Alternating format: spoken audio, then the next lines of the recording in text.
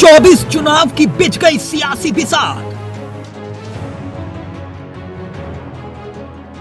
हम एकजुट होकर जो लोग इस संविधान को बचाने वाले हैं और डेमोक्रेसी को बचाने के लिए एक होते हैं, तो हम इसमें मिलकर काम करेंगे। कोई व्यक्ति देश के सामने बड़ा नहीं हो सकता। बेंगलुरु में विपक्ष तैयार, एनडीए से अब होगा आर पार। एनडीए के पार्टनर्स हैं, उनकी कंफर्मेशन आ चुकी है। पिछले 9 सालों में एनडीए का जो एक व्याप है वो बढ़ा है, स्कोप भी बढ़ा है, और कुल मिलाकर के जो डेवलपमेंट का एजेंडा है, उस डेवलपमेंट के एजेंडे को परस्यू करने के लिए डेवलपमेंट के साथ अपने आप को समावेश कर रही है। और राहुल केजरीवाल मिलेंगे तो दिल्ली पंजाब सुलझा लेंगे। आज एक कमजोर एनडीए हमारे सामने खड़ा है। 9 बड़े राजनीतिक दल जो एनडीए का हिस्सा थे, उन्होंने एनडीए को छोड़ दिया पिछले कुछ सालों में। मैं बड़े राजनीतिक दलों की बात कर रहा हूं।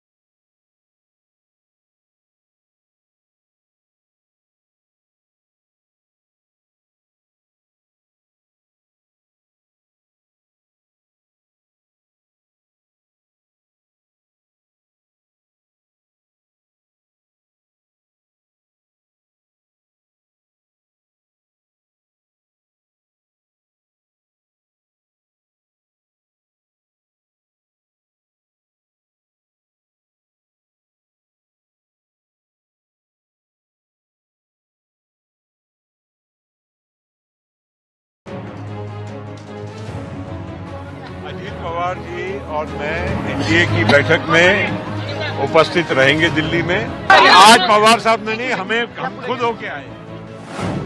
किसके बढ़ते कुनबे में कितना है दम?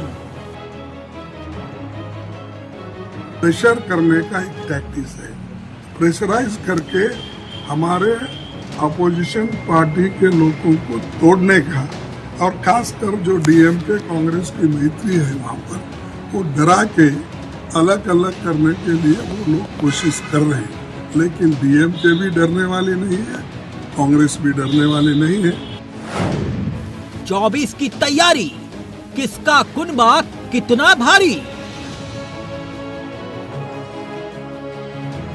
प्रधानमंत्री और बीजेपी भोखलाई हुई है कि पटना के बैठक के बाद अचानक प्रधानमंत्री को एनडीए का ख्याल, एनडीए में नई जान फूंकने की अभी प्रयास हो रही है। सीट शेयरिंग पर बन जाएगी आसानी से बात। नमस्कार, बहुत स्वागत है आपका इंडिया वॉइस पर। मैं हूं आपके साथ दिनकर आनंद। कहीं की ईंट कहीं का रोड़ा, भानुमति ने कुनबा जोड़ा, यह कहावत महाभारत काल में बनी और आज भी चरितार्थ हो रही है। आज की महाभारत में एक और एनडीए है और दूसरी तरफ यूपीए या यूं कहें कि पीडीए। दोनों अपना अपना कुनबा बढ़ाने के लिए एड़ी चोटी का जोड़ लगा रहे हैं। नतीजा 1-2 दिन में सबके सामने होगा। उधर बेंगलुरु में विपक्ष तैयार है तो एनडीए के लिए आर पार करने के लिए लगातार विपक्ष दल एक्टिव है। ऐसे में सवाल यह कि क्या राहुल केजरीवाल की मुलाकात के बाद दिल्ली पंजाब मसला सुलझ जाएगा? उधर बीजेपी ने दावा किया कि 38 दल एनडीए की बैठक में आने वाले हैं। 9 सालों में एनडीए का ग्राफ बढ़ा है, ऐसा जेपी नड्डा ने कल प्रेस कॉन्फ्रेंस कर कहा। बीजेपी दावा कर रही है यह विपक्ष का कुनबा भानुमति का कुनबा है, मगर सबसे बड़ी लड़ाई सीट शेयरिंग की होगी। किसका गठबंधन कितना भारी पड़ेगा, आज इसी पर करेंगे हम सियासी चर्चा। आपको बता दें लगातार विपक्षी दल एक्टिव है। बेंगलुरु में आज दूसरे चरण की बैठक है। एनसीपी के प्रमुख शरद पवार भी पहुंच चुके हैं। लगातार शरद पवार को लेकर खबरें चल रही थी कि शरद पवार नहीं पहुंचेंगे, लेकिन शरद पवार पहुंच चुके हैं। इससे पहले आपको बता दें कि कल बेंगलुरु में विपक्षी दलों की डिनर हुई, जिसमें सोनिया गांधी ने सभी को वेलकम किया। आज इसी पर करेंगे सियासी चर्चा। हमारे साथ कैप्टन आईसी सिंह भदौरिया साहब जुड़ गए हैं, प्रवक्ता हैं बीजेपी के। फिरोज खान साहब जुड़ गए हैं, नेता है कांग्रेस के। मनोज यादव जी जुड़ गए हैं, प्रवक्ता है समाजवादी पार्टी के। आप तीनों का बहुत बहुत स्वागत है इंडिया वॉइस पर। कैप्टन साहब, आपसे शुरुआत करूंगा। कल की तस्वीर निकलकर सामने आई, देखा आपने?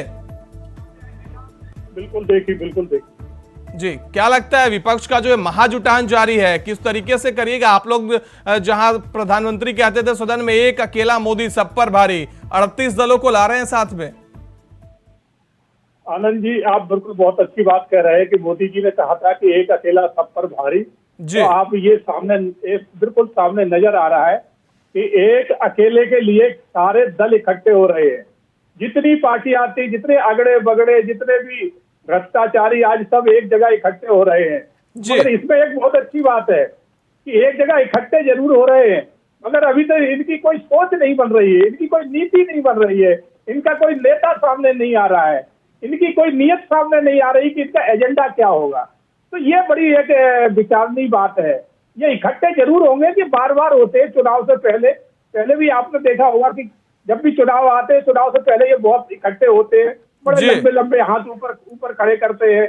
एक बार पहले भी कर्नाटक में आपने देखा था कि जब खड़े हुए थे, वहां सरकार बनी थी, तो वहां जितने भी फ्यूज बल्ब थे वो भी पहुंच चुके थे, उन्होंने भी बड़े ऊंचे हाथ किए थे, और पता चला कि 2 महीने भी वो एकता नहीं चली और खत्म हो गई।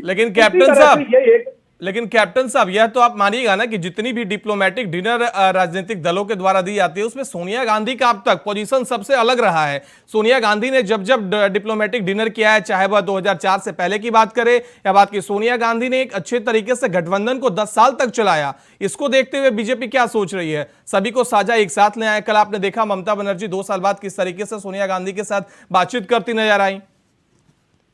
सबसे बड़ी बात आनंद यह है कि आज देश बहुत अच्छी तरह से जान चुका है कि भारतीय जनता पार्टी एक अकेली ऐसी पार्टी है जो देश को चला सकती, देश को एक सही रास्ते पे ले जा सकती है, और वो सामने दिखाई भी दे रहा है। जिस तरह से नरेंद्र मोदी की बढ़ती हुई ख्याति है विदेशों में, आप देख रहे हो कि बड़े बड़े देश जो कभी हमें तवज्जो भी नहीं देते थे, आज वो माननीय मोदी जी का इतना बड़ा स्वागत कर रहे हैं कि वहाँ के जो उनके अपने सबसे बड़े जो अवार्ड है वो मोदी जी को दिए जा रहे हैं। तो आप यहीं से पूरा देश अंदाजा लगा चुका है।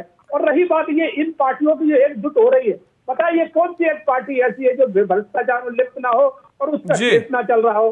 इनके अध्यक्षों को भी केस चल रहे हैं, ईडी सीबीआई इनसे पूछ बताव कर रही है। कैप्टन साहब, आपकी बातों को सुनकर मनोज यादव जी समाजवादी पार्टी के प्रवक्ता हंस रहे हैं।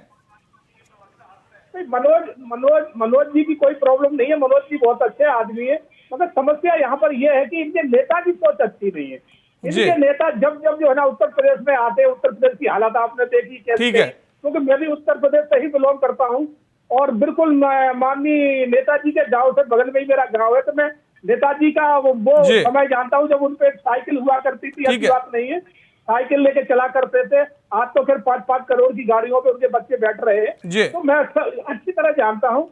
ठीक है, ये सारी पार्टियां कहीं ना कहीं भ्रष्टाचार में इतनी लिप्त हो चुकी है। कैप्टन साहब, आज वो एकता सिर्फ ये दिखा रहे हैं कि अपने आप को कैसे बचाया जाए। ठीक है कैप्टन साहब, मनोज यादव जी हंस रहे हैं, आपके मित्र हैं, आपने बताया। खान साहब, आप कैसे देखते हैं? कल की तस्वीर निकलकर सामने आई, हमने देखा वही केजरीवाल के साथ राहुल गांधी नजर आए, वही केसी वेणुगोपाल नजर आ रहे हैं, जो कि लगातार कहते थे कि सोनिया गांधी को ईडी से गिरफ्तार करवाओ, तब पता चलेगा भ्रष्टाचारी कौन है। कैसे हुई है पूरी मुलाकात का सिलसिला? पर्दे के पीछे क्या चला? आप लोगों का दिल्ली यूनिट, पंजाब यूनिट तो मान नहीं रहा था। मैं बीजेपी के प्रवक्ता महोदय से पूछना चाहता हूँ जी, अभी इन्होंने कहा कि सब बीजेपी में जितने भी नेता हैं सब अच्छे हैं, दूध के धुले हुए हैं, साफ सुथरा है, गंगा स्नान करके आए हैं, बाकी सब क्या कचरा में जाकर स्नान किए हैं, दलदल में स्नान किए हैं?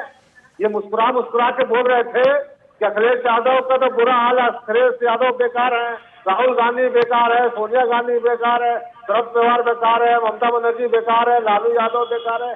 खाली इनके जो नेता हैं अमित शाह और मोदी जी और अडानी अंबानी खाली अच्छे हैं, बाकी सब बेकार है। इनकी सरकार, हम जो हमारा दो की सरकार है, और प्रवक्ता महोदय मुस्कुरा रहे हैं। अरे जितना भ्रष्टाचारी आपका पार्टी में गए हैं उसका है। आज भारतीय जनता पार्टी में 70% लोग मुख्यमंत्री है, मंत्री है, उप मुख्यमंत्री है, सब कांग्रेस के लोग हैं। अरे लेकिन खान साहब सही नहीं है, ये लोग क्या बात करेंगे कांग्रेसी से? सब कांग्रेस के लोग खरीद लेते हैं, ईडी का दौर दिखाते हैं, ईडी का डर दिखाते हैं। खान साहब आपकी तमाम बातें सही हो सकती हैं, सब भ्रष्टाचारी है, आपके आरोप अलग हैं, लेकिन जनता फिर भी इन्हीं को चुन रही है। आप कह रहे हैं हर मुख्यमंत्री भ्रष्टाचारी है, जनता के बीच तो यही बहुमत ला रहे हैं ना। नहीं, कर्नाटक में पानी पी के मोदी जी, अमित शाह जी, नड्डा जी, यानी कि जितने भाजपा के लोग, पूरा मंत्रिमंडल, पूरा केंद्र सरकार कर्नाटक में जाकर बैठ गया था। अब बोला हम तो आपकी 200 पार। अरे सब पार देख लिया जनता ने। जनता पूछेगी कि 2 करोड़ रोजगार मोदी जी कहाँ है साल में? 15 लाख रुपए जो आपने देने का वादा किया, 15 लाख खान साहब थोड़ी देर पहले की बात करता हूं। आज बेंगलोर के सड़कों पर एक पोस्टर दिखने को मिला जिसमें नीतीश कुमार को अस्थिर पीएम उम्मीदवार बताया गया है। बेंगलोर में पोस्टर लखना नीतीश कुमार के खिलाफ क्या साबित करता है, आप लोगों के द्वारा या विपक्षियों के द्वारा? भारतीय जनता पार्टी के मानसिकता के ऊपर डिपेंड करता है। भारतीय जनता पार्टी के लोग अपना मानसिक संतुलन खो बैठे हैं। अरे कोई भी 200 रुपये का पोस्टर बनाकर लगा दे, अभी हम मोदी जी का लगा देंगे अपने ऑफिस के बाहर कि मोदी जी चोर है, मोदी जी खान साहब क्या बात कर रहे हैं आप? खान साहब सुन लीजिए, खान साहब क्या बात करें, बेंगलोर की पूरी सड़कों पर खाली आपकी पुलिस घूम रही है, हर जगह ये है, इन लोग पोस्टर लगा दे रहे हैं आके। जहां पे आपकी मीटिंग स्थल है वहां से चंद किलोमीटर की दूरी पर नीतीश कुमार के खिलाफ पोस्टर लगाया जा रहा है। नहीं, दिनकर जी, मैं आपकी बात को समझ रहा हूँ, बीजेपी की गंदी साजिश है। अरे रात में आया, पोस्टर लगा कर भाग गया। यानी आप ये कहना चाह रहे हैं कि नीतीश कुमार प्रधानमंत्री के उम्मीदवार हो सकते हैं? नहीं, बीजेपी डर चुकी है। बीजेपी देख रही है महागठबंधन का जो है उनमें बढ़ता जा रहा है। और ये चिराग पासवान को लोगों ने बेइज्जत करके निकाला, चाचा भतीजा को लाने का काम किया, फिर फुटबॉल कराने का काम किया। राजभर जी पानी पी के गाली बकते थे कुछ दिन पहले, मैं मर जाऊंगा, कूद जाऊंगा, खान साहब, लेकिन बीजेपी में नहीं जाऊंगा, मोदी जी के साथ नहीं जाऊंगा। आज क्या हुआ? वो सब डर से जा रहे हैं, डर से। ठीक है, का डर है, ईडी का डर है। ठीक है, सपा से सवाल ले लेते हैं। मनोज साहब, सुभाषपा आपके पास से आपके सहयोगी दल चले गए, दारा सिंह चौहान चले गए, आप लोग उधर बेंगलुरु में घूम रहे हैं। खबर सामने आ रही है कि अभी 2024 से पहले आपको और झटके लग सकते हैं। नहीं, झटका लगेगा तो जो लोग देखिए, जो लोग पार्टी जनता देख रही है, आज अजित पवार को मैं कहना चाहता हूँ कर दिया था आपको जहाँ जाना है जाइए, वो तो पब्लिक डोमेन में है, वो पत्र भी पब्लिक डोमेन में है। और हम बिल्कुल नहीं राजभर जी के पक्ष में। दारा सिंह चौहान जी गए हैं तो भाजपा से आए थे, भाजपा में वापस चले गए, सत्ता के लिए आए थे। उनको लग रहा था कि उत्तर प्रदेश में समाजवादी पार्टी की लहर है, तो चलो छोड़ छाड़ के, और ये कह के आए थे कि बीजेपी में। खान साहब आप बने रहिए, आपके पास फिर से आऊंगा, अभी मनोज साहब को बोल लेने दीजिए। दारा सिंह चौहान जी ये कह के आए थे कि बीजेपी में जब रहता हूं तो ऐसा महसूस होता है कि मैं गुलाम हूं। तो उनको हो सकता है आजादी ना पसंद आई हो, तो फिर पुनः गुलाम बनने चले गए हो। इसके लिए मनोज साहब एक छोटा सा सवाल मन में आ रहा है। मनोज साहब, कल अखिलेश यादव कर्नाटक जाते हैं, बेंगलोर पहुंचते हैं, उसके बाद एक ट्वीट आता है कि कर्नाटक से बहुत यादें जुड़ी हुई है, कई जिंदगी के चैप्टर्स जुड़े हैं, उनका ट्वीट आता है। ऐसा लग रहा है कि कहीं उत्तर प्रदेश में अब कांग्रेस को अच्छी खासी सीटें दीजिएगा, यानी कि पहले ये रायबरेली और अमेठी तक सीमित रखना चाह रहे थे, कोई दिल पिघला है क्या? निश्चय ही, अगर गठबंधन के घटक दल के रूप में और मीटिंग में हम शामिल हो रहे हैं तो दिल पिघलेगा, स्पेस मिलेगा। और समाजवादी पार्टी का तो ये पूरे देश में पता है कि समाजवादी पार्टी छोटे दिल से राजनीति नहीं कर सकती। हो सकता है दल हमारा उत्तर प्रदेश का ही है, वो अलग बात की दुनिया का 7वां देश के रूप में जाना जाता है उत्तर प्रदेश, लेकिन दिल हमारा छोटा नहीं है।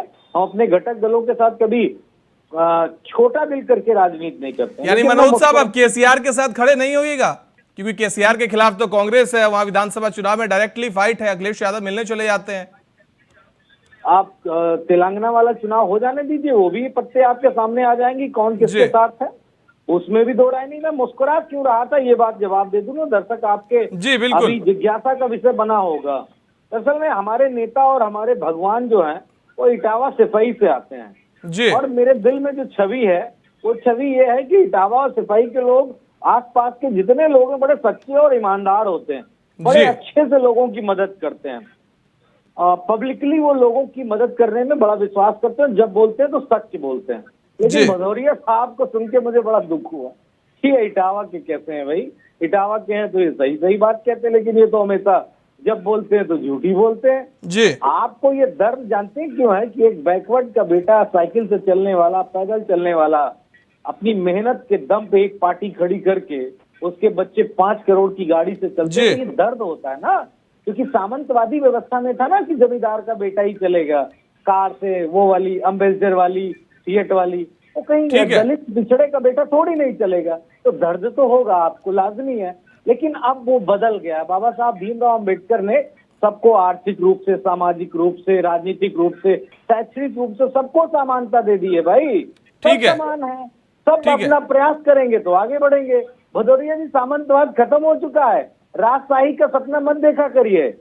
वो सब ठीक है, भदौरिया जी से जवाब ले लेते हैं। बीतों और पुराने दिनों की बात हो चुकी है। ठीक है, जवाब ले लेते हैं। भदौरिया साहब, सामंतवाद खत्म हो चुका है, राजशाही का आपको सपना नहीं देखना है, इस तरीके से मनोज यादव जी कह रहे हैं। मैं यह जानना चाहता हूं आपको कि आप लगातार छोटे छोटे दलों को एक साथ जोड़ रहे हैं। चिराग पासवान, उसके बाद उपेंद्र कुशवाहा, उसके बाद ओपी राजभर। सीट शेयरिंग का क्या फॉर्मूला होगा? बिहार में पशुपति पारस भी आपके साथ हैं, चिराग पासवान भी आपके साथ है। क्या आप लोगों को ऐसा लग रहा है कि बिहार की महागठबंधन आप लोगों को कहीं ना कहीं मात दे देगी, इस वजह से छोटे दलों को साथ ले रहे हैं? लेकिन सीट फॉर्मूला क्या होगा शेयरिंग का? हमारी पार्टी का भी तो साफ एजेंडा है जी। जो हमारी विचारधारा में, हमारी में जो संदेह रखते हैं वो हमारे साथ आ रहे हैं, और उनसे पे जो जब हमारे साथ आते हैं तो पूरी चर्चा करते हैं उनके साथ। ये नहीं कि उनको समय से जोड़ लिया, जैसे समाजवादी करती है कि जब जरूरत पड़ी तो जोड़ लिया, और जब जरूरत खत्म हो गई तो उनको नेगलेक्ट कर दिया। तो आज चाहे वो दारा सिंह हो, चाहे ओपी राजभर जी हो। लेकिन कैप्टन साहब, ये बात तो आप लोगों के लिए भी कही जाती है कि जब चिराग पासवान के साथ उनके पिताजी के देहांत के बाद जो पूरा सिलसिला चला, पार्टी टूटी, उसमें नरेंद्र मोदी ने कुछ भी बयान नहीं दिया, जबकि चिराग कहते रहे मैं हनुमान हूं, मैं हनुमान हूं, लगातार ये बयान मीडिया में चला। नहीं, आपने आनंद जी देखा होगा कि जब उनकी पार्टी का मसला था, हम उसके बीच में क्या सकते हो, और वो भी पार्टी के अलावा उनका चाचा भतीजे का मसला था जी। हम दूसरी पार्टी हस्तक्षेप करें तो वो ठीक भी नहीं होगा। अगर घर का मामला घर में अगर सुलझ जाए तो बहुत अच्छी बात होती है। घर में जब घर से नहीं सुलझता है, रोड पे आता है, तब लोग उसमें हस्तक्षेप करते हैं। तो इसलिए हमारा उसमें अधिकार नहीं बनता था, उनका घर का मामला था। लेकिन मंत्री तो बना दिया जा सकता था ना। रामविलास पासवान के देहांत के बाद जब पशुपति पारस को मंत्रिमंडल में जगह दे दी गई, चिराग पासवान की माताजी थी ना, चिराग पासवान खुद थे ना। देखो, ऐसा नहीं होता है। पार्टी में कोई सीनियरिटी भी कोई मायना रखती है।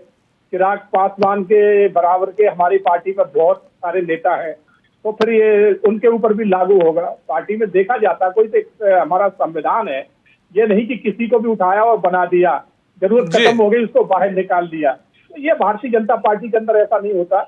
हमारे यहाँ सिद्धांतों पे पार्टी चलती है, नियत पे चलती है, और सबसे बड़ी है कि हमारे यहाँ एक बहुत बड़ा एक डिसिप्लिन है, उसको लेके चलते हैं।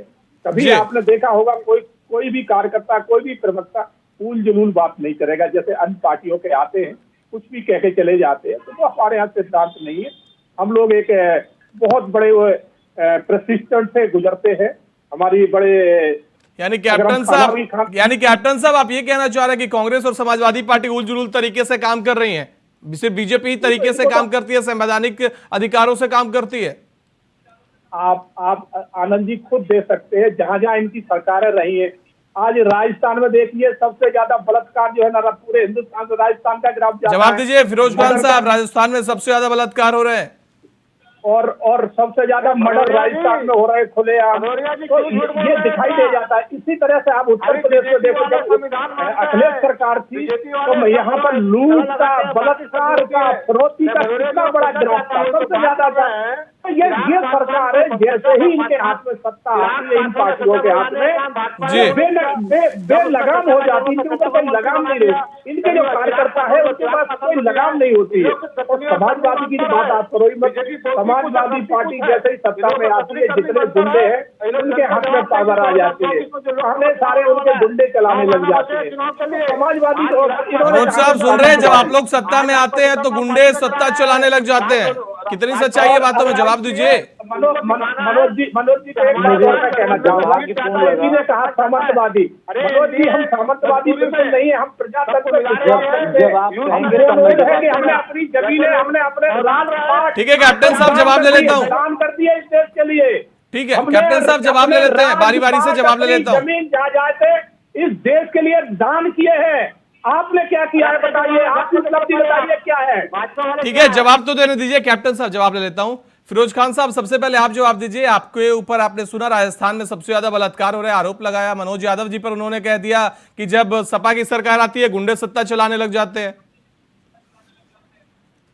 मैं दिनकर जी आपके माध्यम से भदौरिया जी से पूछना चाहता हूं कि आज ये टीवी बैठ के सच बोले, हम मन में हाथ रख के बोले जी कि आज तक 9 साल में किसी भी बीजेपी के मंत्री के यहाँ, किसी भी मुख्यमंत्री के यहाँ, किसी भी उप मुख्यमंत्री के यहाँ, किसी भी एमएलए के यहाँ, सांसद के यहाँ ईडी वाले सीबीआई ने छापा मारा है क्या? खाली इनको जब तक दूसरे पार्टी में लोग रहेंगे तो उसका ईडी सीबीआई सब छापा मारेगा। जैसे बीजेपी में आ जाता है बिल्कुल पाक साफ हो जाते हैं, पूरा ईमानदार वफादार हो जाते हैं। अरे ये लोग गोडसे के मानने वाले लोग हैं। गोडसे के मानने कितना देश का भला चाह सकते हैं आप जान सकते हैं। और हम लोग गांधी के विचारधारा लोग हैं, गांधी को मानने वाले लोग हैं, बाबा राव भीमराव अम्बेडकर उनके मानने वाले लोग हैं। ये लोग क्या बात करेंगे जब इनको यूज करना होता। आज एससी ओबीसी माइनॉरिटी आज कहाँ है? जब इनको जरूरत पड़ेगा कि भाई राजभर को लाना है, लाला चल ले आएंगे। जब जरूरत पड़ेगा चिराग पासवान लाला उसको ले आएंगे। इससे पहले 3 साल पहले पारसनाथ को साथ यानी जो प्रधानमंत्री का कहना होता है आपदा में अवसर, कहीं ना कहीं वही आप कहना चाह रहे हैं कि आपदा में अवसर देखते हैं, पार्टियों को लाते हैं, चुनाव जीतते हैं फिर। बिल्कुल मैं ये कह रहा हूँ आज महाराष्ट्र में क्या हो रहा बताइए। आज सबसे पहले मध्य प्रदेश में जो हमारे आदिवासी भाई के ऊपर ठीक है भारतीय जनता पार्टी युवा मोर्चा का उपाध्यक्ष पेशाब किया खड़ा होकर के, और शिवराज सिंह चौहान किसका पैर धो रहा है? ठीक है खान साहब, घर में काम करता है उसी का पैर धो रहा है, वो मना कर रहा है। आपके तो टीवी में मैंने देखा। ठीक है खान साहब, मनोज जी से जवाब ले लेते हैं। मनोज जी पर भी उन्होंने जी मनोज जी आपने सुना था किस तरीके से आप लोगों पर भी आरोप लगाया गया। भदौरिया साहब का बातों को आपने सुना ही होगा। किसी और को ऊपर किया।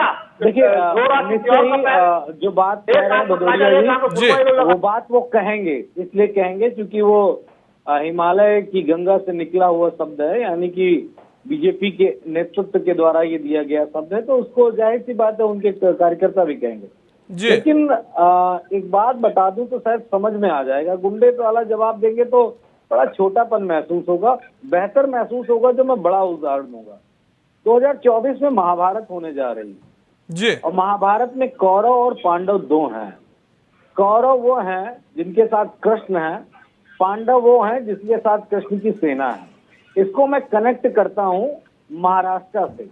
महाराष्ट्र में शिवसेना और एनसीपी जिनके प्रमुख हैं, जो कृष्ण के बलराम के रूप में है, वो कौरवों के साथ तो है नहीं, वो पांडवों के साथ है। और उनकी जो सेना है वो कौरवों के साथ है। वो भी नागपुर के धृतराष्ट्र रूपी अहंकारी घमंडी दुर्योधन के रूप में देश के नेतृत्व करने वाले, नाम नहीं लूंगा मैं, वही लोग हैं। उनको समय से पता चल जाएगा कि कौन गुंडा है और कौन गुंडा नहीं है। ठीक है। इस भाषा का इस्तेमाल, 1 मिनट दिनकर जी, बड़ी बात कही है, जिस भाषा का इस्तेमाल बीजेपी जितना सरलीकरण से करती है, ठीक है मनोज साहब, इससे बड़ी मैं भाषा का इस्तेमाल कर सकता हूँ। ठीक है मनोज साहब, लास्ट 10 सेकंड समय की कमी है। इस तरह की भाषा और संस्कार हमको नहीं सिखाए हैं। हम तो लड़ने वाले लोग हैं, लड़ाकू कौम है, हम गरीब किसान मजदूर। ठीक है मनोज साहब, ये तो वक्त बताएगा कि कौन कौरव है कौन पांडव है और महाभारत में किसकी जीत होती है। फिलहाल आप सभी का हमारे साथ जुड़ने के लिए बहुत बहुत धन्यवाद। तो 24 चुनाव की विसात बिछ गई है। कुनबा बढ़ाओ वोट पाओ की राजनीति चल रही है। बेंगलुरु में एक तरफ विपक्ष तैयार है, आज एनडीए की भी अहम बैठक होने वाली है। 2-3 दिनों में पता चल जाए किसका कुनबा कितना बढ़ा है। फिलहाल आप सभी का हमारे साथ जुड़ने के लिए बहुत बहुत धन्यवाद।